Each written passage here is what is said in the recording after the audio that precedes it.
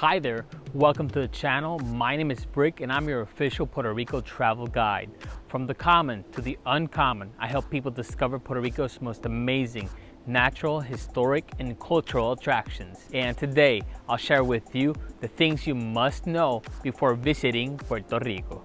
I've divided these travel tips into these subjects, including extremely important information if you're planning to visit Puerto Rico, such as what's the best way to get around the island. In the description below, you will find the timestamps if you want to skip ahead. But trust me, if you want to be adequately prepared for your visit to Puerto Rico and not run into any surprises, you're gonna want to watch this video the whole way through. And to start off this video, we have airport and arrival.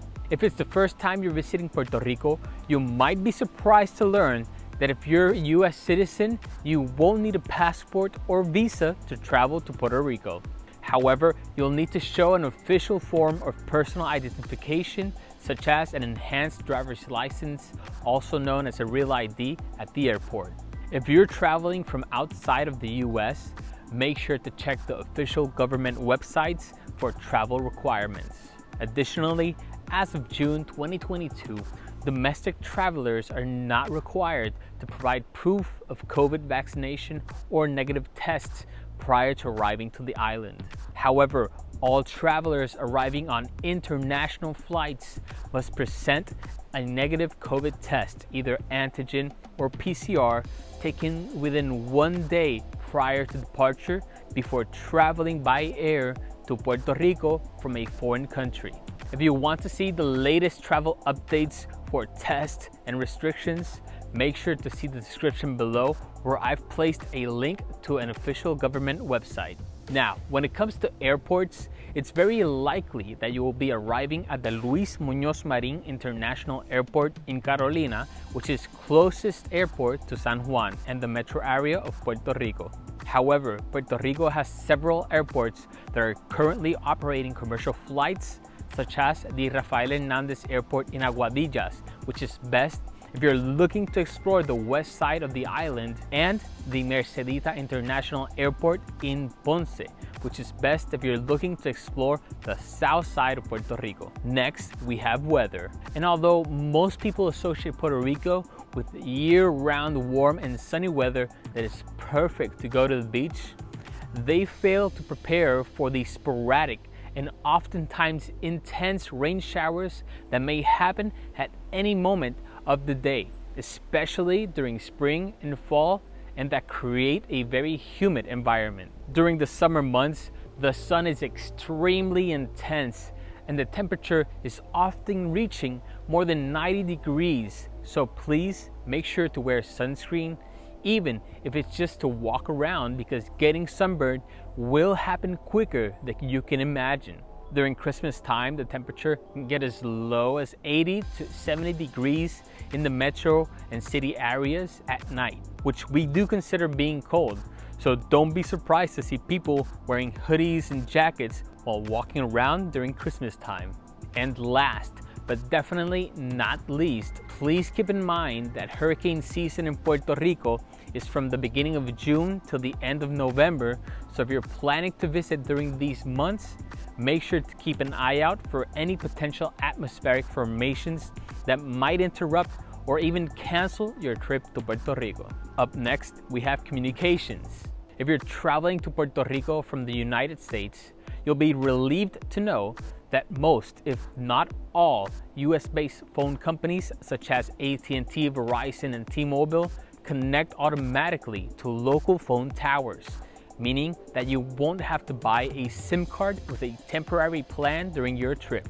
However, if you're an international traveler, you will most likely need to purchase a SIM card from a local phone provider such as Liberty, Claro, or T-Mobile. If you're just planning to use Wi-Fi during your trip, just know that public Wi-Fi is available in certain places, mostly at coffee shops, malls, hotels, and sometimes at fast food restaurants. Coming up, we have transportation and transit. Like many cities in the United States, most, if not all of Puerto Rico is car dependent. public transportation is available in the metro area, but unfortunately it is oftentimes unreliable, takes a significant amount of time, and even the closest bus stop to your destination might actually be several miles away from where you actually want to go, which means you'll have to walk several minutes under the blazing sun through pedestrian unfriendly infrastructure. If you want to safely and effectively get around the metro area of Puerto Rico, your best bet is to use Uber or taxis, which can both pick you up at the airport and take you to most places in the metro area, though taxis might be more expensive. For those of you who prefer Lyft, I'm afraid to say it is currently not available in Puerto Rico. If you're traveling short distances between touristy areas in San Juan, such as Santurce, Condado, and even Old San Juan, you might want to try using one of the several electric scooter options available, such as Scootel or Kick. But always be extremely careful with traffic and potholes. Walking within touristy areas is pretty easy, but keep in mind that some sidewalks might be damaged, and most pedestrian crosswalk lights don't work and are thus ignored by local pedestrians. Now, if you want to go anywhere outside of the metro area, like Rio Grande to visit El Yunque or enjoy the beautiful beaches on the west side of Puerto Rico in Rincon, you will definitely need to rent a car. Though renting a car in Puerto Rico is very expensive, it does allow you the most freedom for moving around the island and controlling how you use your precious and limited time during your visit.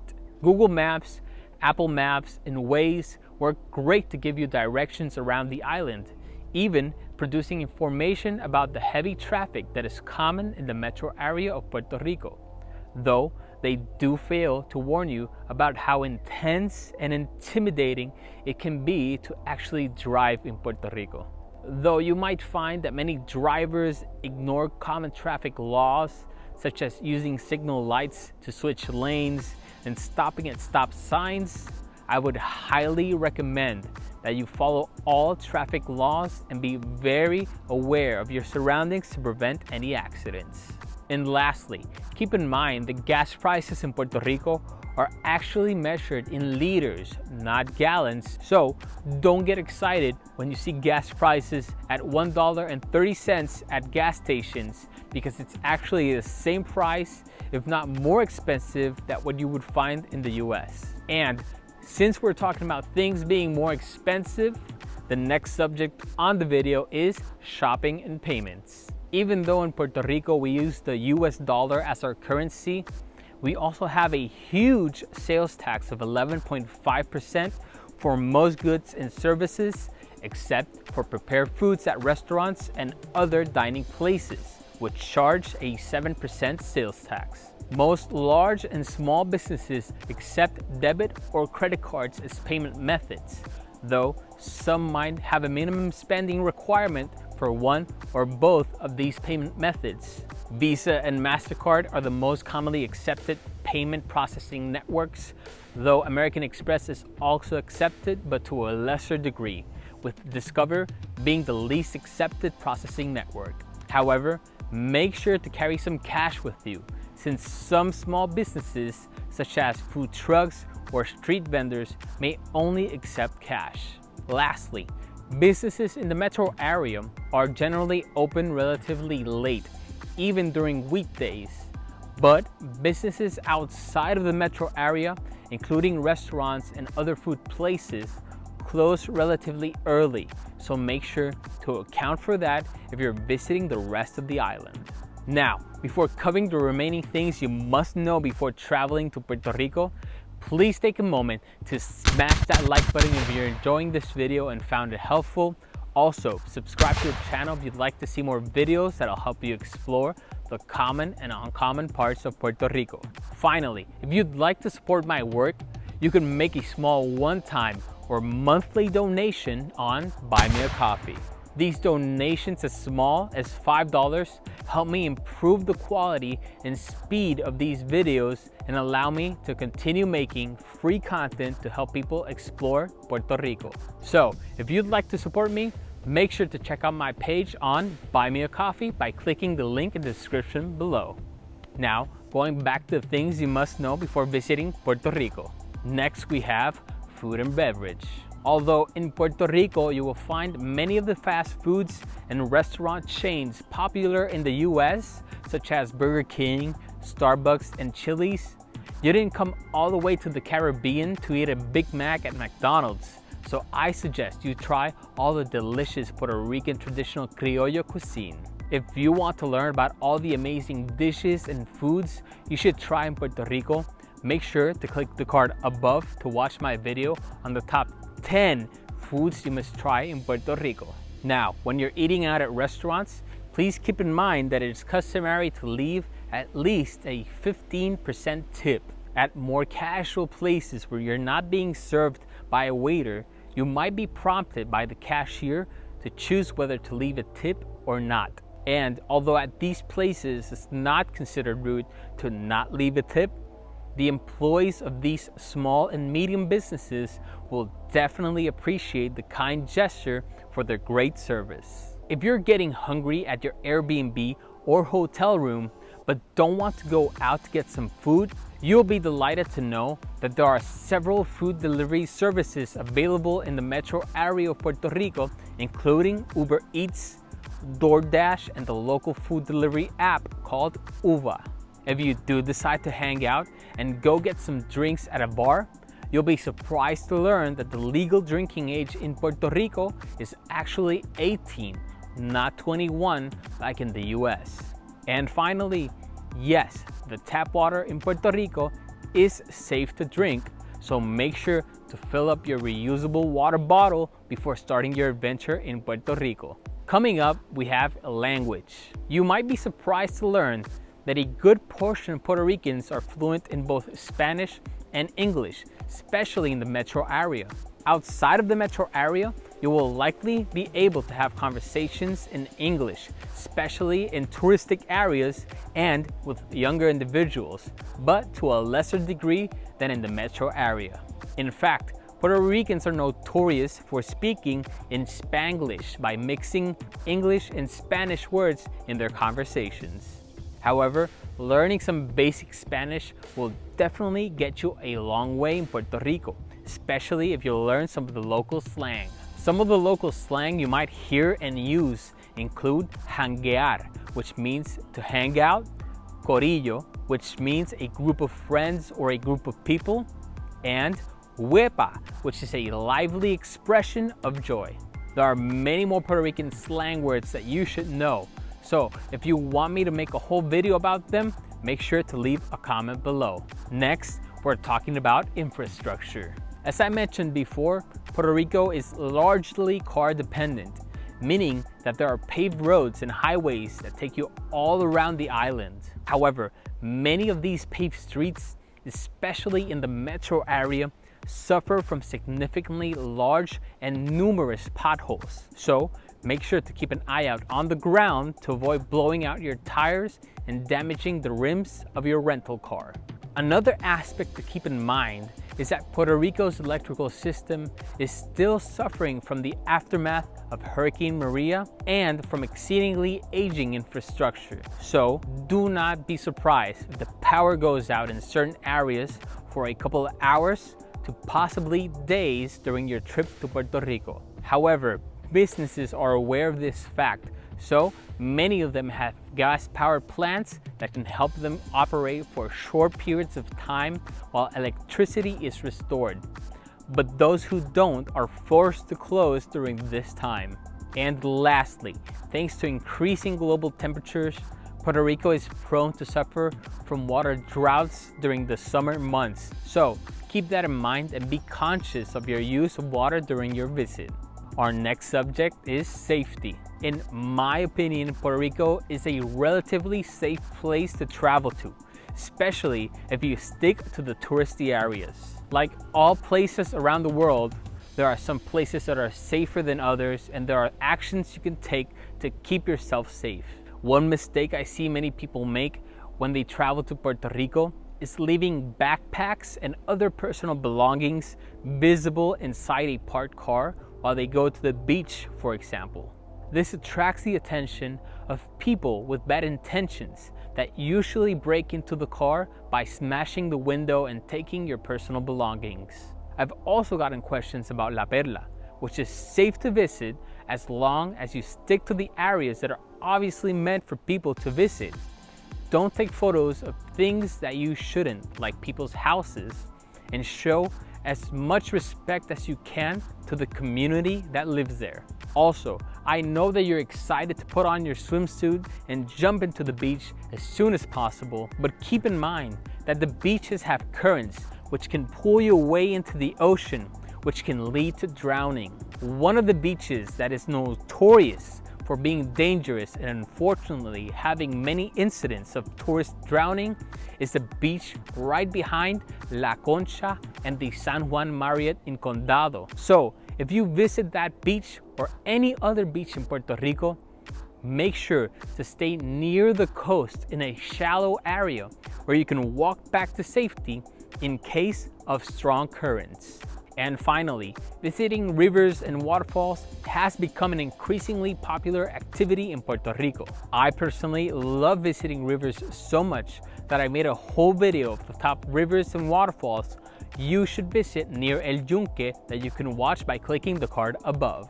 However, when you visit a river, you need to check the weather. If by any chance it is raining, do not visit the river. Powerful flash floods can come out of nowhere and drag anyone that gets in its way. Visiting rivers can also be dangerous because they might be hidden and will require you to hike through treacherous terrain for several minutes to even hours just to get to them. One of these river spots that is extremely dangerous yet very popular is the infinity pool in the Naguabo side of El Yunque. Guys, take it from me, if you're planning to go to the infinity pool, do not go.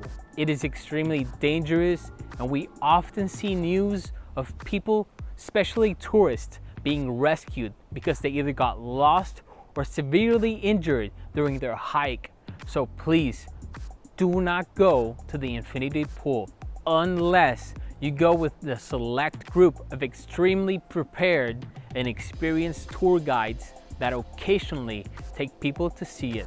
So when it comes to safety in general, use common sense and try to avoid placing yourself in dangerous and unfortunate situations when visiting Puerto Rico. And last, but definitely not least on this list is 100 times 35.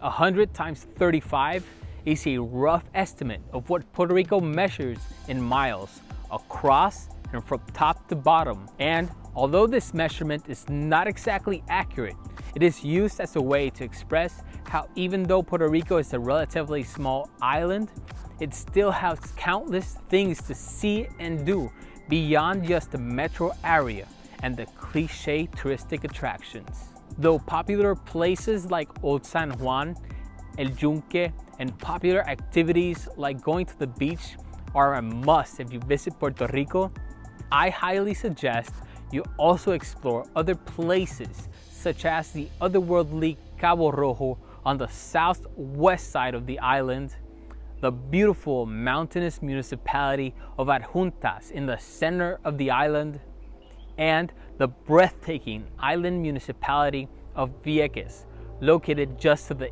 east of the main island of Puerto Rico. Luckily, I have travel guides of all these places on my channel, so make sure to check them out. And that's it.